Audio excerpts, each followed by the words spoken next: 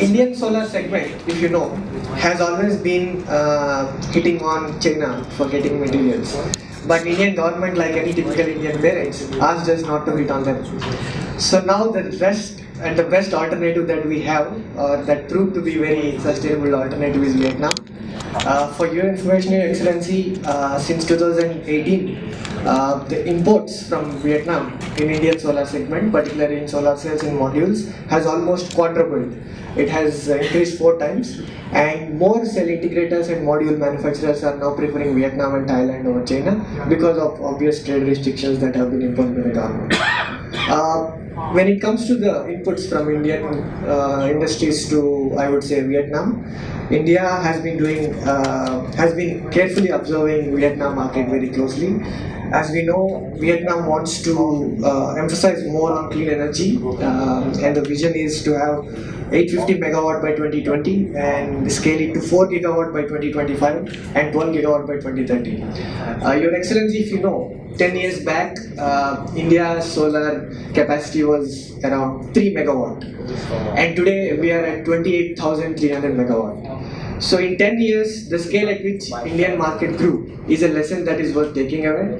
And when His Excellency Prime Minister was in India, in the key areas of focus, energy was one of the topmost priority, and I was very happy that you have included energy in this.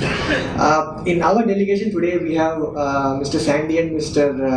Ashish from NLBLP, which is also having strategic interests in Vietnam.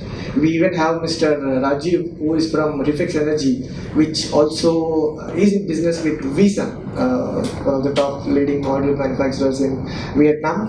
We also have Mr. Raj Singh and Dr. Rajni, who are also striving for energy partnership between India and Vietnam.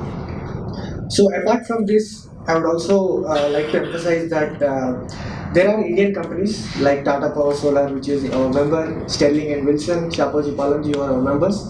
They have been extensively observing Vietnam's electricity market, especially the solar market. The key factor here for India's interest in Vietnam market is tariff. If you have seen or if you have observed, Indian tariffs for solar market have been nosediving. We are suffocating with the current tariffs here, at least the industry. So Vietnam market opens up a very breathtaking tariff. I have seen the presentation from the trade agency, and that figure, almost 7.9 US cents per kilowatt hour, is really a dazzling figure for my industry colleagues who are here. So that is one thing in which Indian companies are very much interested in. And another aspect which is worth appreciating from the policy perspective is comparing to Indian solar policy today is the stability and the stable vision of the solar journey for Vietnam. So the targets are set straight, there is a clarity on policy, and I would say the trajectory is well planned so that there are no surprises midnight. So that is something most Indian companies or any other business is willing to look for.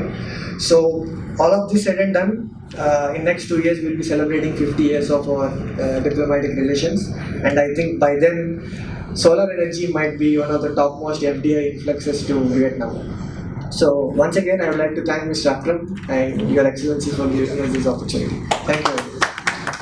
Thank you so much, Mr. Pulipaka. I mean, of most of our, so you can please take a seat there because